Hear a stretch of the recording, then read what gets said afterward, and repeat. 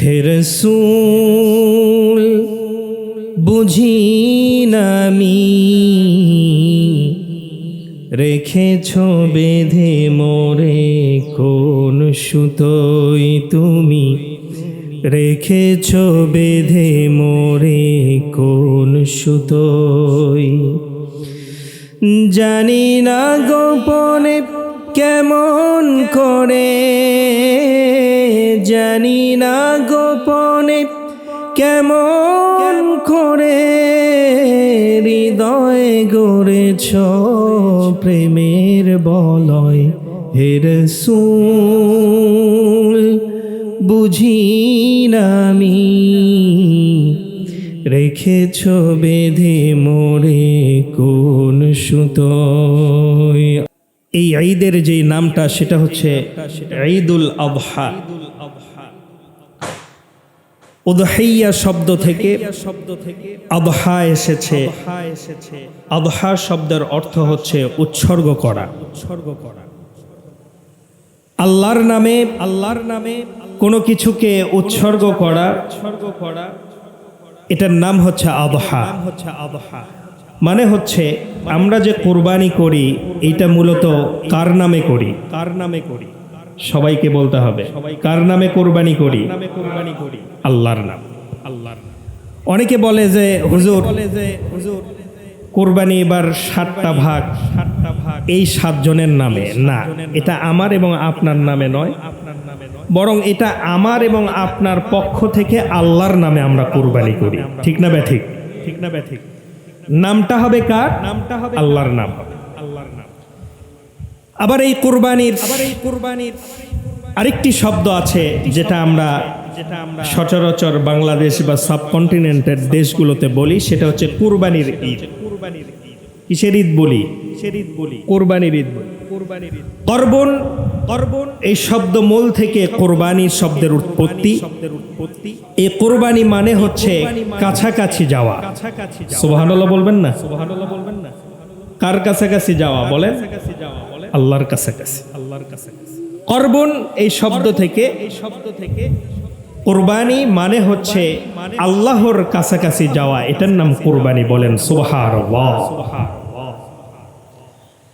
আবার এই দিনের আরেকটা নাম আছে নাহর, ইয়াউমুন নাহর। এই নাহর মানেও কুরবানি।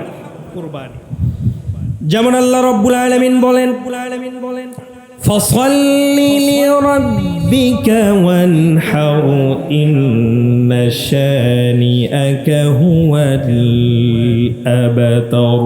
জোরে বলুন আল্লাহু আকবার।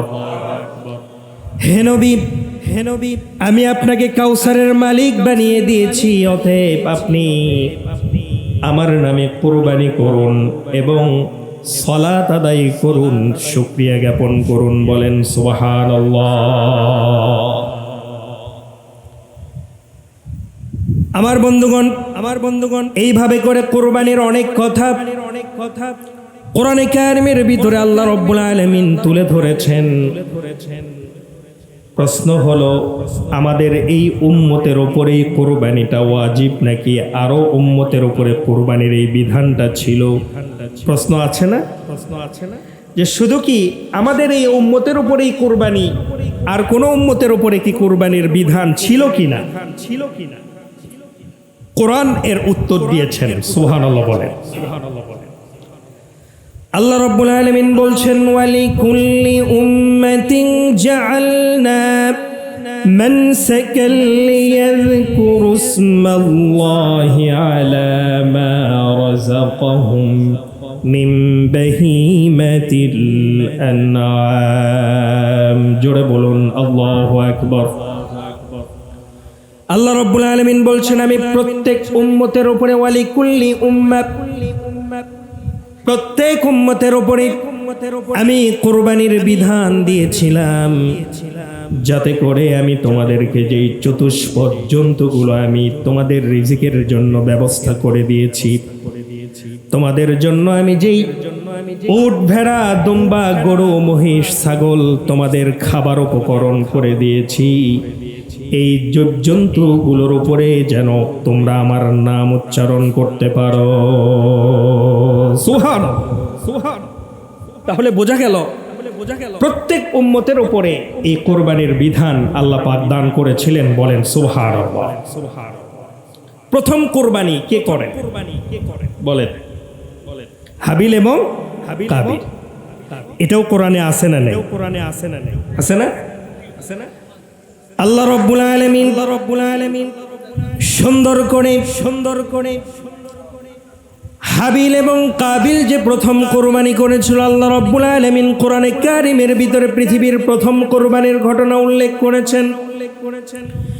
আল্লাহ পাক বলেন, ওয়াতলু আলাইহিম নাবা বনাই আদম বিল হাক্কি ইয ক্বারবা কুরবানান ফাতুকব্বিলা মিন আহাদিহিমা ওয়ালাম ইউতাকাব্বাল মিনাল আখার।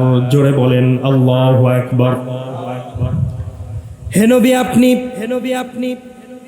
আদম এবং হাওয়া আলাইহিস সালামের দুইজন পুত্রের কুরবানির কথা আপনার উম্মতদেরকে তেলাওয়াত করে শোনান। সুবহানাল্লাহ বলেন, সুবহানাল্লাহ বলেন। আল্লাহ রাব্বুল আলামিন বিশ্ব নবী জনাবে মুহাম্মদুর রাসূলুল্লাহ সাল্লাল্লাহু আলাইহি ওয়াসাল্লামকে আদেশ করলেন, ওয়াতলু আলাইহিম নাবা বনাই আদম। হে নবী হাবিল এবং কাবিল আদম আলাইহিস সালামের দুই পুত্র যেই কোরবানিটা করেছিল, একজনের কোরবানি আমার দরবারে কবুল হয়েছিল, আরেকজনের কোরবানি আমার দরবারে কবুল হয় নাই। কেন কবুল হয় নাই? এই ঘটনাটা উল্লেখ করার জন্যই মহান রব্বুল আলামিন হাজার হাজার বছর আগের কথাটা কোরআনে কারীমের ভিতরে ঢুকায়া দিয়েছে।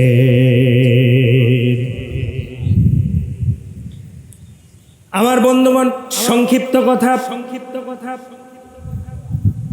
বেশি লম্বা কথা বলার সুযোগ নাই, কারণ সময়টাও কম। হাবিল এবং কাবিল কেন কোরবানি করেছিল? পৃথিবীতে মানুষ উৎপাদন হবে, মানুষ পৃথিবীতে আসবে, তার বৈধ উপায় কয়টা বলেন? একটা বৈধ উপায়।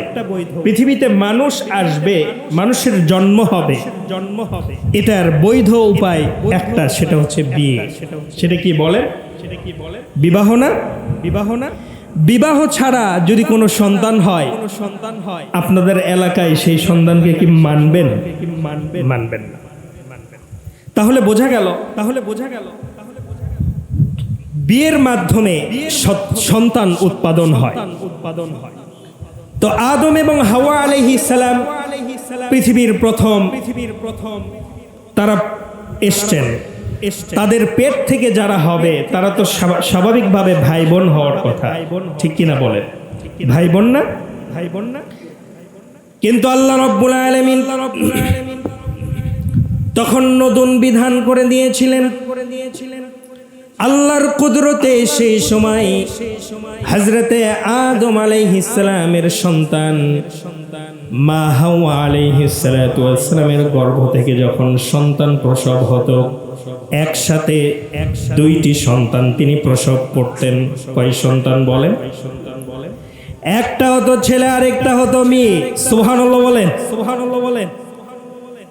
আবার পরের বছর যখন সন্তান তিনি প্রসব করতেন, তখনও তিনি দুই সন্তান প্রসব করেছেন, একটা ছেলে আরেকটা হলো মেয়ে। বলেন সুবহানাল্লাহ।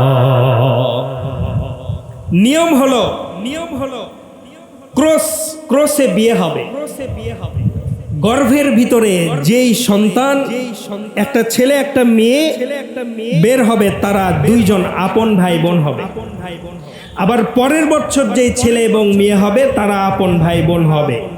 আগের বছর যেই দুই ভাই বোন হলো তারা আপন ভাই বোন হিসেবে গণ্য হবে না, ক্রসে বিয়ে হবে। তাহলে আপন বোনকে বিবাহ করা জায়েজ নাই। হযরত আদম আলাইহিস সালাতু ওয়াস সালামের সময় নিয়ম করা হলো, যেহেতু মা হাওয়া আলাইহিস সালাতু ওয়াস সালাম দুজন সন্তান একসাথে প্রসব করেন, এই দুইজন ছেলে এবং মেয়ে হবার পরে তারাই দুইজন আপন ভাই বোন হিসেবে গ্রহণযোগ্য হবে। পরের বছর আবার যেই সন্তান দুইজন হবে, তারা একসাথে যেই দুইজন গর্ভে ছিল তারা ভাই বোন হিসেবে গণ্য করা হবে। তাহলে বিয়ে কেমন করা হবে? আমার বন্ধুগণ, সহজ করে আমি যদি আপনাদেরকে বোঝাই, হাবিলের সঙ্গে একসাথে গর্ভধারণ করেছিলেন। হাবিলের বোন, তার নাম ছিল লিওয়াজা। কি নাম ছিল বলেন? আর কাবিলের সঙ্গে যেই বোনটা একসাথে গর্ভ থেকে বের হয়েছিল তার নাম হচ্ছে আকলিমা। সুবহানাল্লাহ বলে। তাহলে বোঝা গেল হাবিলের সঙ্গে যেই লিওয়াজা হয়েছে তার বিবাহ হবে কাবিলের সঙ্গে, ঠিক না বে ঠিক? আর আকলিমার সঙ্গে বিবাহ হবে হাবিলের।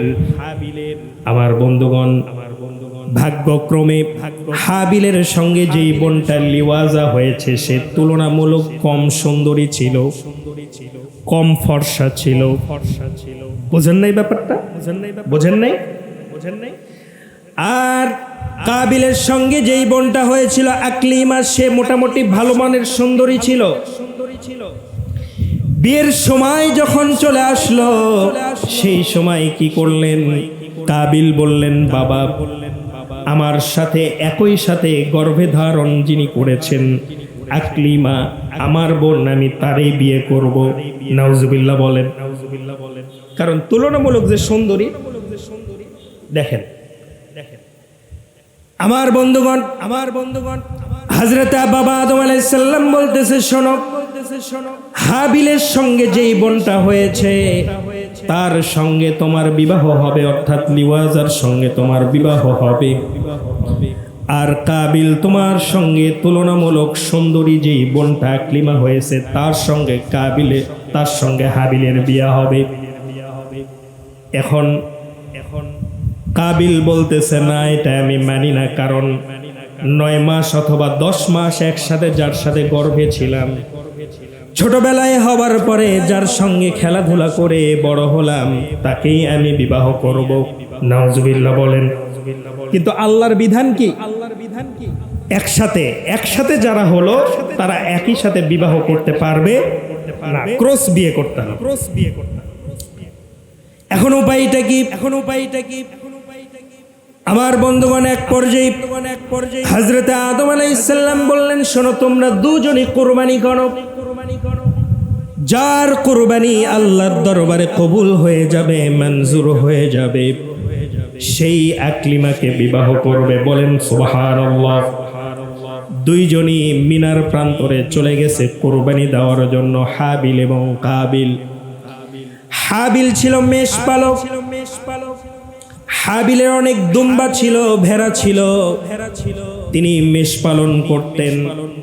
আমার বন্ধুগণ, আর কাবিলের ছিল বিশাল জায়গা জমি, ফসল ফলাদির জায়গা জমি ছিল। একটা ফসলের জায়গা সে আল্লাহর নামে কুরবানি করে দিল। আর ওইদিকে হাবিল একটা মোটা তাজা সুন্দর একটা দুম্বা তিনি কুরবানি করে দিলেন। বলেন সুবহানাল্লাহ। কুরবানি যখন হয়ে গেল, তখন নিয়ম ছিল কুরবানি যার কবুল হবে, আকাশ থেকে অগ্নিস্ফুলিঙ্গ চলে আসবে, আগুনের একটা গোলা ভৎস করে দিয়ে সেই কুরবানিটাকে নিয়ে চলে যাবে। বলেন সুবহানাল্লাহ। এই সময় কি এই নিয়ম আছে নাকি? আছে? যদি থাকতো তাইলে কি হইতো? যদি থাকতো তাহলে কি হতো বলে? আমার তো মনে হয় ম্যাক্সিমাম কুরবানি আল্লাহর দরবারে কবুল হতো না। ঠিক না বা ঠিক? কারণ আমাদের টাকার ভিতরে একটু ভেজাল ঢুকতেছে, আস্তে আস্তে ঢুকতেছে। ঠিক না বা ঠিক? এখন অবৈধ ইনকামই বেশি হয়। ঠিক না? এবার দেখলেন না কুরবানির হাটে দুর্নীতির টাকা নাই, এই জন্য বড় গরু বিক্রি হয় না। ঠিক না বা ঠিক? এবার গরুর দাম নেই, কারণ দুর্নীতির টাকাও নাই। ঠিক না বা ঠিক? আমার বন্ধুগণ, যখন আদম আলাইহিস সালামের দুই পুত্র কুরবানি দিয়ে দিলেন, যেহেতু হাবিল সঠিক পথে ছিল, সে দুম্বা কুরবানি দিয়ে দিল। সঙ্গে সঙ্গে আকাশ থেকে আগুনের একটা স্ফুলিঙ্গ এসে হাবিলের কুরবানিটাকে কবুল করে নিয়ে গেল। কাবিল খেপে গেল, নিজের ভাইকে ডেকে বলল, ক্বালা লা আকতুলান্নাক, আমি তোমাকে হত্যা করে ফেলবো। হাবিল ডাক দিয়ে বলল, ক্বালা ইন্নামা ইয়াতাকাব্বালুল্লাহু মিনাল মুত্তাকিন।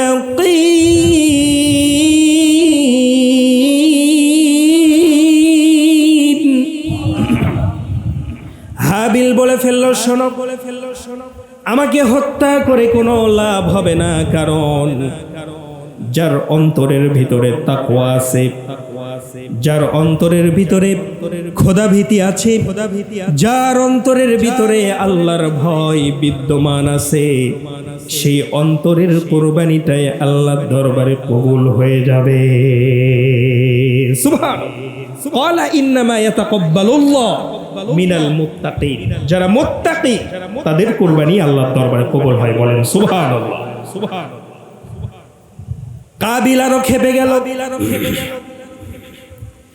সর্বপ্রথম যে হত্যাকাণ্ডটা ঘটেছিল পৃথিবীতে, কাবিল কর্তৃক হাবিলকে হত্যা করা হলো। নাউজুবিল্লাহ বলেন। যখন কাবিল হাবিলকে হত্যা করে ফেললো, মানুষকে কিভাবে কবর দিতে হয় এটা জানে না।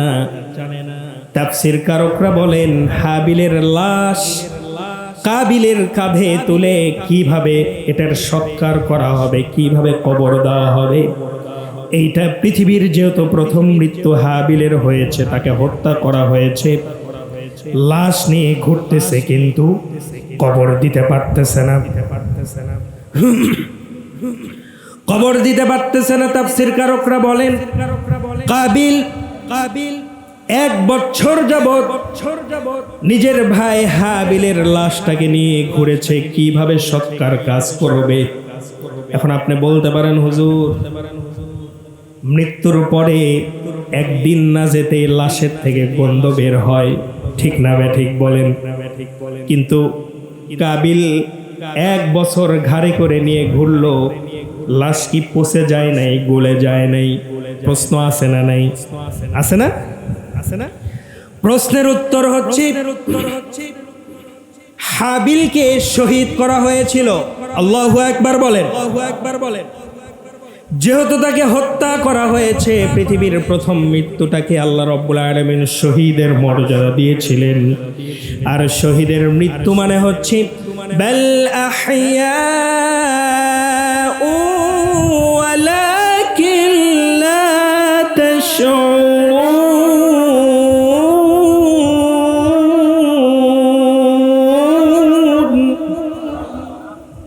আরো জোরে বলেন আল্লাহু আকবার।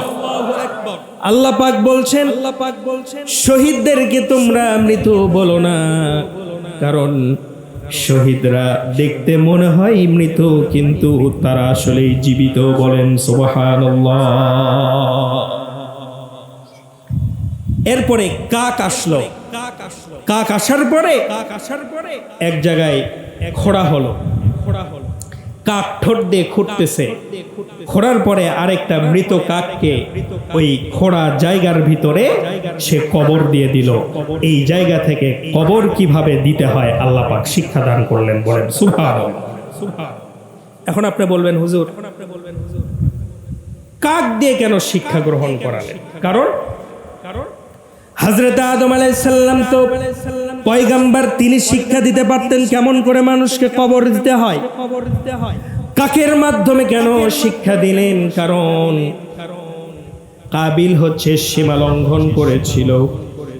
পয়গম্বর দিয়ে যে তাকে শিক্ষা দেওয়া হবে, সেই যোগ্যতা পর্যন্ত সে হারিয়ে ফেলেছিল, কারণ নিজের ভাইকে সে হত্যা করেছে। এই জন্য আল্লাহ রাব্বুল আলামিন তার পয়গম্বরকে দিয়ে সেই শিক্ষাটা দেন নাই, বরং কাকের মাধ্যমে এই শিক্ষাটা দিয়েছেন। বলেন সুবহানাল্লাহ। আমার বন্ধুগণ, এইভাবে করে পৃথিবীর প্রথম কোরবানি চালু হয়ে গেল। কোরবানিটা আমাদের উম্মতের উপরে ওয়াজিব কখন হলো? এটা হচ্ছে হযরত ইব্রাহিম আলাইহিস সালাতু ওয়াস সালামের সেই ঘটনার পরের থেকেই আমাদের উম্মতের উপরে কোরবানির বিধানটাকে ওয়াজিব করে দেওয়া হয়েছে। বলেন সুবহানাল্লাহ। হযরত ইব্রাহিম আলাইহিস সালাম এত বড় তিনি পয়গম্বর ছিলেন, জাতির পিতা যাকে আল্লাহ রাব্বুল আলামিন মনোনীত করেছেন। জাতির পিতা কেউ হতে পারে না, পরীক্ষা দেওয়া ছাড়া জাতির পিতা হওয়া যায় না। ঠিক না বে ঠিক বলেন? হাবিজাবি কোনো মানুষকে জাতির পিতা বলা যাবে না। জাতির পিতা একজন, সেটা হচ্ছে আল্লাহর খলিল ইব্রাহিম আলাইহিস সালাম। বলেন সুবহানাল্লাহ।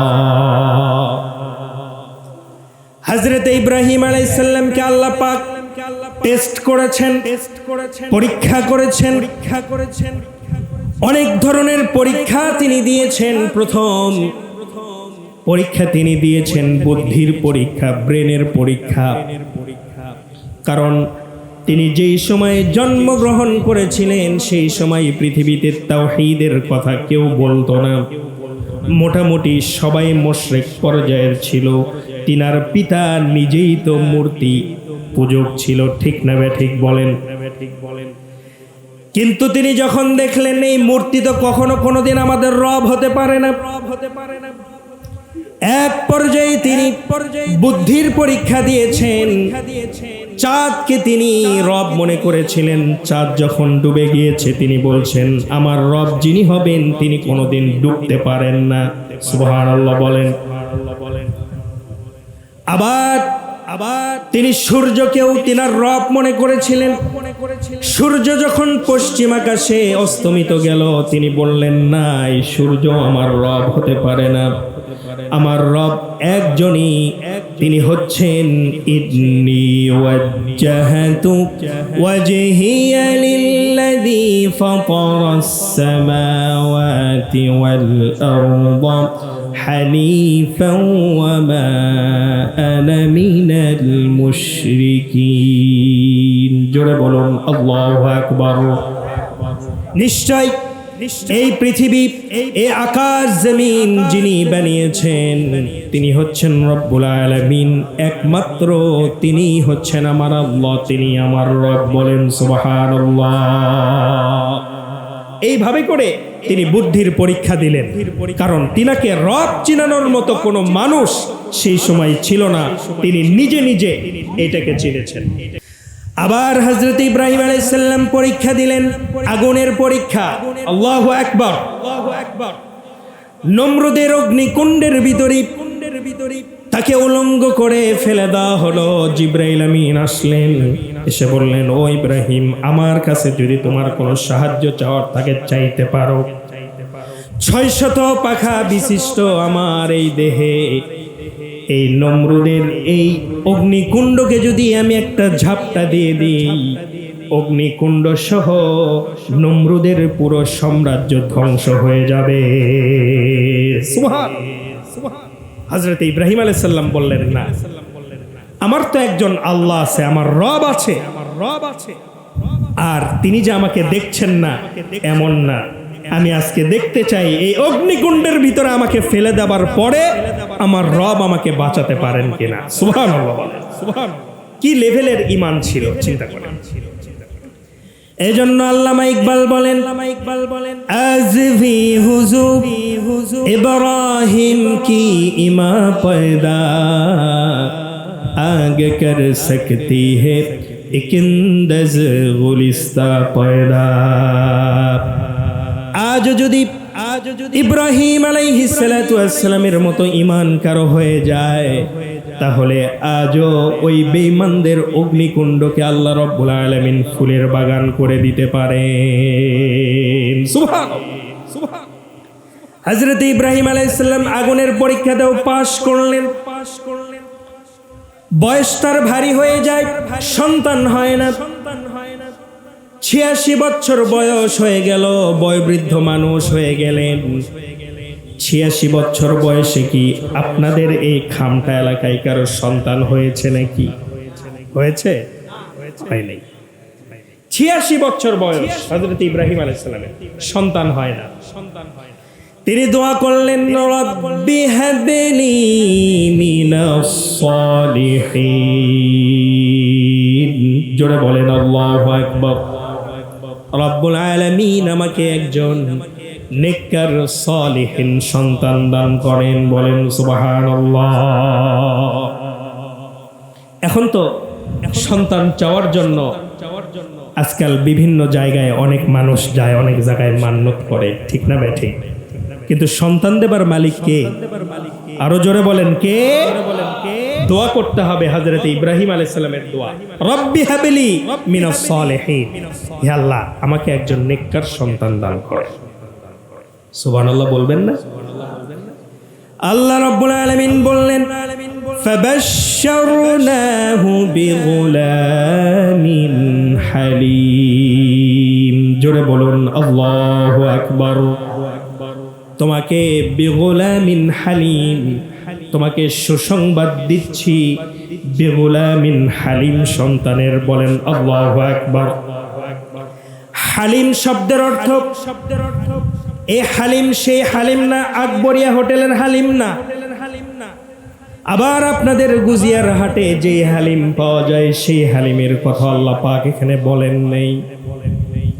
এই হালিমটা হচ্ছে এমন হালিম, সবর ধৈর্যশীলদের উপরে, সাবিরিনের উপরে, সাবিরের উপরে, ধৈর্যের যে মাপকাঠির চূড়ান্ত পর্যায়, এই চূড়ান্ত পর্যায়ের ধৈর্যশীলদেরকে হালিম বলা হয়, বলেন সুবহানাল্লাহ। কারণ হযরত ইসমাঈল আলাইহিস সালাম এমন একজন সন্তান যিনি বাবার ছুরির নিচে নিজেকে সঁপে দিয়েছিলেন, সুবহানাল্লাহ বলেন। এমন ধৈর্যশীল সন্তান কি এখন কেউ আছে? আছে? বলেন আছে? পৃথিবীতে একমাত্র সন্তান তিনি ছিলেন। আমার বন্ধুগণ, খুব খেয়াল করবেন, খুব মনোযোগ দিয়ে শুনবেন। যখন হযরত ইব্রাহিম আলাইহিস সালাম সন্তান চাইলেন, আল্লাহ রাব্বুল আলামিন বিগুলামিন হালিম সন্তানের সুসংবাদ দিয়ে দিলেন।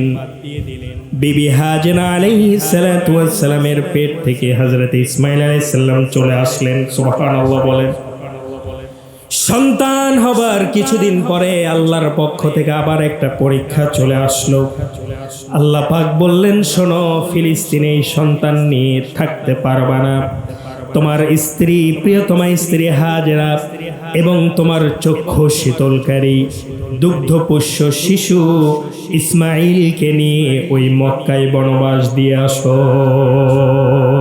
সুবহানাল্লাহ। পরীক্ষায় পড়ে গেলেন।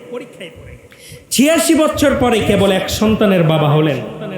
যে সন্তানকে রাতে না দেখলে বাবার ঘুম আসে না, সেই সন্তানকে আল্লাহ পাক হুকুম করলেন, এখানে তুমি থাকতে পারবা না, তুমি তোমার সন্তান এবং তুমি তোমার স্ত্রীকে ওই মক্কাতে ফেলে আসো।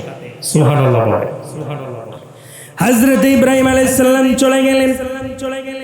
অল্প কিছু রুটি, অল্প কিছু পানি দিয়ে তিনি ওই মক্কাতে, যেই সময় কোনো ঘর বাড়ি ছিল না, 6,500 পাহাড় ছাড়া মক্কার জমিনে কোনো কিছু ছিল না, সেই মক্কাতে বিবি হাজেরা এবং ইসমাঈল আলাইহিস সালাতু ওয়াস সালামকে রেখে আসলেন, বলেন সুবহানাল্লাহ।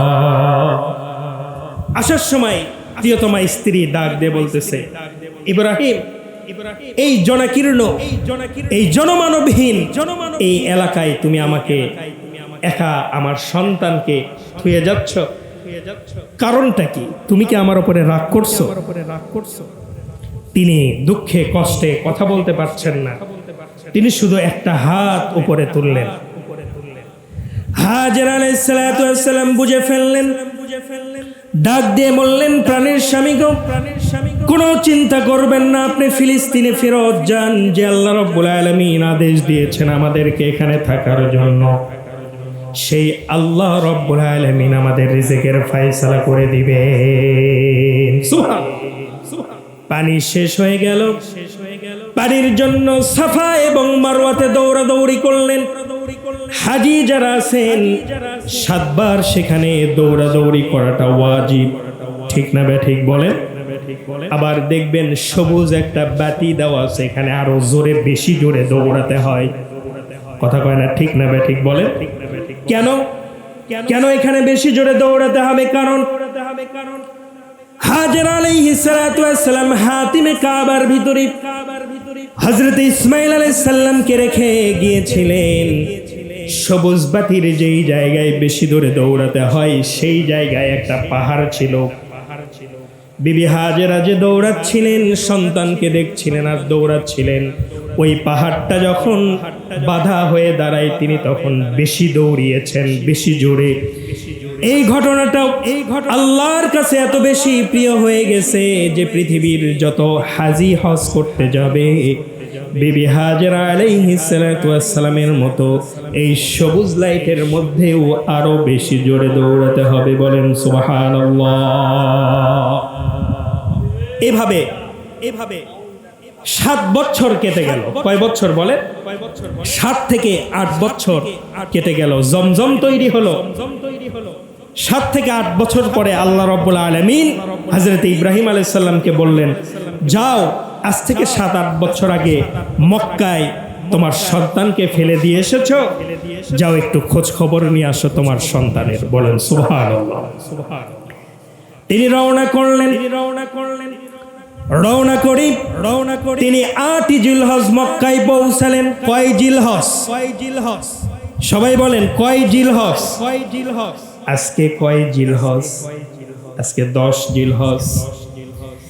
তিনি নিজের সন্তান এবং স্ত্রীকে দেখার জন্য 8 জিলহজ তিনি যখন মক্কায় পৌঁছালেন, মক্কাতে পৌঁছানোর পরই তিনি দেখছেন আজ থেকে 7-8 বছর আগে যে মক্কায় কোনো ঘর বাড়ি ছিল না, সেই মক্কা 7-8 বছরের ব্যবধানে শহরে পরিণত হয়ে গেছে। পানি যেই জায়গায় আছে সেই জায়গায় তখন শহর হয়ে যাচ্ছিল। সুবহানাল্লাহ। ওখানে কোনো পানি এর আগে ছিল না, এখন পানি আছে না নাই? জমজম কুয়া আছে না নাই? তো শহর যদি হয়, এই শহরের মেয়র হযরত ইব্রাহিম আলাইহিস সালামের স্ত্রী হাজিরা। সুবহানাল্লাহ বলে। কারণ তিনি এই শহরটাকে আবাদ করেছেন, তিনি ট্যাক্সের টাকা পান। তিনি দেখছেন যে আমার স্ত্রীর হাজার হাজার উট দুম্বা আছে। সুবহানাল্লাহ বলে। এক পর্যায়ে গেটে নক করলেন। হাজেরা আলাইহিস সালাতু ওয়াস সালাম সন্তানকে বললেন, দেখো গেটে কে এসেছে। গেটটা যখন তিনি খুলে দিলেন, দেখলেন বিবি হাজেরা আলাইহিস সালাতু ওয়াস সালামের কাছে একটা জুব্বা ছিল হযরত ইব্রাহিম আলাইহিস সালামের। সেম একই রকম জুব্বা পরে একজন সুদর্শন মানুষ দাঁড়িয়ে আছে। সুবহানাল্লাহ। হযরত ইসমাঈল আলাইহিস সালাম বুঝে ফেললেন এটা নিশ্চয় আমার বাবা, জাতির পিতা ইব্রাহিম আলাইহিস সালাম। আল্লাহু আকবার। বাবা ছেলের মোলাকাত হয়ে গেল। রাতের বেলা ঘুমাতে গেলেন ইব্রাহিম আলাইহিস সালাম স্বপ্ন দেখছেন, হে ইব্রাহিম, আল্লাহর রাস্তায় তোমার প্রিয় জিনিসটা কুরবানি করে দাও। বলেন না সুবহানাল্লাহ। স্বপ্ন থেকে উঠে তিনি বিশাল বড় একটা সম্পদ আল্লাহর রাস্তায় দান করে দিলেন। বলেন সুবহানাল্লাহ। 9 জিলহজ আবার স্বপ্ন দেখলেন, তোমার প্রিয় জিনিস কুরবানি করো, যেইটা গতদিনে করেছো এটা হয় নাই। আল্লাহু আকবার। পরের দিন করলেন কি, হাজেরা আলাইহিস সালাতু ওয়াস সালামের 100টা উট আল্লাহর রাস্তায় তিনি কুরবানি করে দিলেন। বলেন সুবহানাল্লাহ। 10 জিলহজ রাতের বেলা তিনি আবার স্বপ্ন দেখছেন, তোমার প্রিয় জিনিসটা কুরবানি করো। হযরত ইব্রাহিম আলাইহিস সালাম উঠে দাঁড়ালেন। দেখলেন এত প্রিয় জিনিস, কারণ সম্পদ মানুষের প্রিয় কিনা? বলেন সম্পদ মানুষের প্রিয় না? সম্পদ কুরবানি করলাম, গবাদি পশু ছিল তার ভিতর থেকে উটগুলোকে আমি কুরবান করে দিলাম। তারপরেও আমার প্রিয় জিনিস, এখন আমার প্রিয় জিনিস বলতে আমার এই ছেলে ইসমাইল ছাড়া আর কেউ নাই। সুবহানাল্লাহ, সুবহানাল্লাহ। তিনি সন্তানকে ডাকলেন, মিনার প্রান্তরে নিয়ে যাওয়ার জন্য। তখন মিনার প্রান্তরে উকাজ মেলা হতো। 5 মিনিটে শেষ করে দিচ্ছি। বাহিরে যারা আছেন তাড়াতাড়ি ভিতরে ঢুকে পড়েন, নামাজ শুরু হয়ে যাবে। বাহিরে যারা আছেন ঘোরাঘুরি করছেন, ভিতরে ঢুকে পড়ুন। 2-3 মিনিটের ভিতরে নামাজ শুরু হয়ে যাবে ইনশাআল্লাহ। আমার বন্ধুগণ, 10 জিলহজ রাতের বেলা স্বপ্ন তিনি দেখলেন। তিনি স্বপ্ন দেখে নিজের সন্তানকে উকাজ মেলায় বেড়াতে নিয়ে যাওয়ার কথা বলে তিনি মিনার প্রান্তরে চলে গেলেন। মিনার প্রান্তরে যাবার পথে দেখবেন এক জায়গায় একটা খুঁটি আছে। যারা হজ করেছেন তারা বলতে পারবেন, ওই যেই খুঁটি, সেই খুঁটির জায়গাতে হযরতে ইব্রাহিম আলাইহিস সালাম সন্তানকে কুরবান করার জন্য নিয়ে গিয়েছিলেন। বলেন সুবহানাল্লাহ। এক পর্যায়ে হযরতে ইসমাইল আলাইহিস সালামকে ডাক দিয়ে ইব্রাহিম আলাইহিস সালাম বলছে, আমার প্রিয় সন্তান, ক্বালা ইয়া বুনাইয়া ইন্নী আরা ফিল মানামি আন্নী আযবাহুকা ফানজুর মাযা তারা। জোরে বলুন আল্লাহু আকবার। হে আমার প্রিয় সন্তান, আমি আজকে স্বপ্ন দেখছি, আমি তোমাকে যেন জবাই করতেছি। বলেন সুবহানাল্লাহ, সুবহানাল্লাহ। আন্নী আযবাহুকা ফানজুর মাযা তারা। এখন তোমার মতামত বলো, তোমার রায় কি বলো। ইতিহাসবিদরা বলেছেন যে ইব্রাহিম আলাইহিস সালাতু ওয়াস সালাম আল্লাহর কথার উপরে ভিত্তি করে আগুনের ভিতরে ঝাঁপ দিতে পারে। সেই ইব্রাহিম আলাইহিস সালাম আবার সন্তানের কাছে মতামত চাইবে কেন? ঠিক কিনা বে ঠিক বলে? সন্তানকে জবাই করতে বলা হয়েছে, সন্তানের কাছে অনুমতি চাওয়ার কি আছে? জবাই করে দিবে। কেন অনুমতি চাইলেন? তাফসীর কারকরা বলেন অনুমতি তিনি চেয়েছেন এই জন্য কারণ আল্লাহ রাব্বুল আলামিন বিগুলামিন হালিম বলেছেন। কেমন ধৈর্যশীল সন্তান আল্লাহ রাব্বুল আলামিন তাকে বানিয়ে দিয়েছিলেন, এইটা পরীক্ষা করার জন্য হযরতে ইব্রাহিম আলাইহিস সালাম ইসমাইল আলাইহিস সালামকে বলেছিলেন, আমি যেন তোমাকে জবাই করতেছি আল্লাহর হুকুমে। এখন তোমার মতামত, তোমার রায়টা কি বলো? সুবহানাল্লাহ। টেস্ট করতে যাচ্ছেন যে আসলে ইসমাইল কি বলে, একটু শুনি তো। যেমন বাপ তেমন সন্তান, ঠিক না ব্যাঠে? তিনি উত্তর করলেন, قال يا أبت افعل ما تؤمر ستجدني إن شاء الله।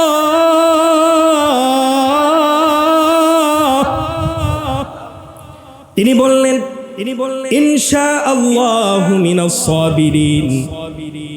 যেহেতু আপনি আল্লাহর পয়গম্বর, আল্লাহর পয়গম্বরদের স্বপ্নটাও হচ্ছে ওয়াহি, এইটা আমি জানি। 8 বছরের সন্তান ডাক দিয়ে বলতেছে, আব্বা জান, আমি আপনার ছুরির নিচে জবাই হওয়ার জন্য আমি প্রস্তুত হয়ে গেলাম। অবশ্যই আমাকে আল্লাহ পাক যদি চান আমাকে ধৈর্যশীলদের অন্তর্ভুক্ত পেয়ে যাবেন। বলেন সুবহানাল্লাহ। ফাইনাল পরীক্ষা হযরত ইব্রাহিম আলাইহিস সালাম দিয়ে দিলেন। উকাজ মেলায় সবাই আনন্দ করে, আর এইদিকে হযরত ইব্রাহিম এবং ইসমাইল আল্লাহর প্রেমে নিজের সবচাইতে আদরের সন্তানটাকে জবাই করার জন্য প্রস্তুতি নিয়ে নিলেন।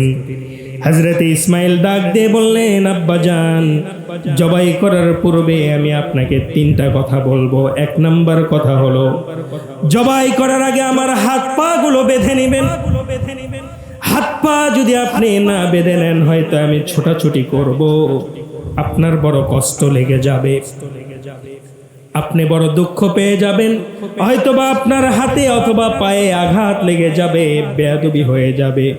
এই জন্য 1 নাম্বার কাজ আপনি করবেন, আমার হাত পা বেঁধে নেবেন। সুবহানাল্লাহ বলেন। 2 নাম্বার, আমার মা আমাকে অনেক কষ্ট করে বড় করেছেন। বাড়িতে যখন আপনি ফেরত যাবেন, আমার রক্তমাখা জামাটা আমার মায়ের কাছে দিয়ে দিবেন, দিয়ে বলবেন, হাজেরারে চিন্তা করো না, আল্লাহর কাছে ইসমাইলকে জমা দিয়ে এসেছি। কিয়ামতের কঠিন ময়দানের পরে জান্নাতের সিঁড়িতে ইসমাইলের সঙ্গে তোমার দেখা হয়ে যাবে। আর 3 নাম্বার আব্বা, 3 নাম্বার আব্বা আমাকে চিৎ করে শুয়ে দিয়ে জবাই করবেন না, উপর করে শুয়ে দিবেন। কারণটা হলো সন্তানের চেহারা দেখলে হয়তো বাবা আর কুরবান করতে পারবে না, এই জন্য করবেন কি উপর করে শোয়া দিবেন, তাতে করে যেন আপনি জবাই করার সময় আমার চেহারা যেন আপনার চোখের সামনে না আসে। সুবহানাল্লাহ বলেন। জবাই করার পূর্বে হযরতে ইসমাইল হঠাৎ করে বলছেন, আব্বাজান আমার বাঁধনগুলো খুলে দেন। বাঁধনের দরকার নেই, কারণ কিয়ামতের দিনে এই প্রশ্ন উঠতে পারে।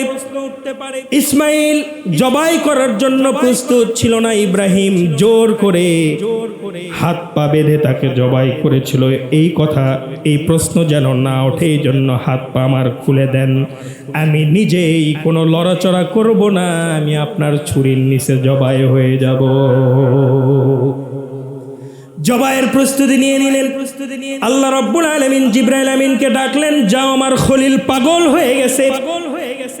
ওয়ানাদাইনাহু আইয়া ইব্রাহিম قد صدقت الرؤيا إنا كذلك نجزي المحسنين। ইব্রাহিম তুমি তো স্বপ্নটাকেও সত্য করে দেখালে। সঙ্গে সঙ্গে দুম্বা চলে আসলো। হযরত জিবরাইল বললেন, আল্লাহু আকবার, আল্লাহু আকবার। হযরত ইব্রাহিম আলাইহিস সালাম বললেন, লা ইলাহা ইল্লাল্লাহু ওয়াল্লাহু আকবার। ইসমাইল আলাইহিস সালাম দাঁড়িয়ে দেখলেন তার জায়গায় তিনি জবাই হন নাই, তার জায়গায় জান্নাতি একটা দুম্বা জবাই হয়ে গেছে। ইসমাইল আলাইহিস সালাম বললেন, আল্লাহু আকবার ওয়ালিল্লাহিল হামদ। আর এটাই হচ্ছে তাকবীরে তাশরিক। বলেন সুবহানাল্লাহ। আমার বন্ধুগণ, ইসমাইল আলাইহিস সালাম নিজের বাবার ছুরির নিচে গেছেন, কারণ তার মনের ভিতরে তাকওয়া ছিল। ইব্রাহিম আলাইহিস সালাম তার সন্তানকে জবাই করতে গেছেন, তার মনের ভিতরে একমাত্র খুশি করার জন্য। কাকে খুশি করার জন্য গেছেন? আল্লাহকে খুশি করার জন্য গিয়েছেন।